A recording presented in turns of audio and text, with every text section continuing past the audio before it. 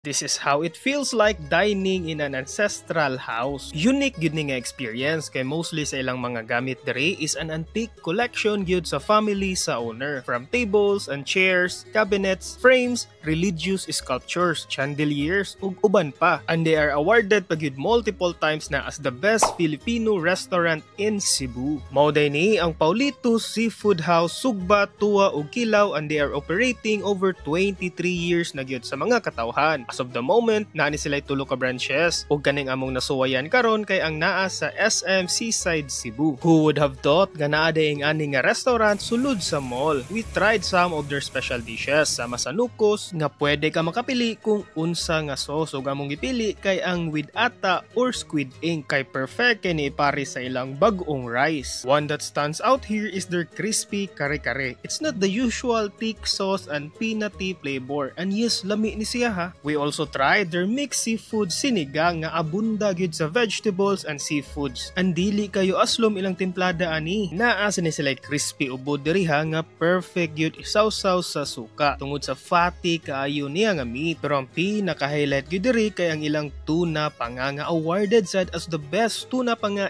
in Cebu. I'm really fan of panga, and this is by far the best tuna panga nga akong natilawan. Wa gyoy lang sa ilang timplada diri kay Filipino kayo ang panglasa. Very flavorful ug naa gyoy gamayng sweetness. Napagin sila promo nga for every 2,000 pesos nga purchase, you get free crispy pork nga mura gyud og kinapusan. Nga bisan og wala na isawsawan, imo gyud ning balik-balikan.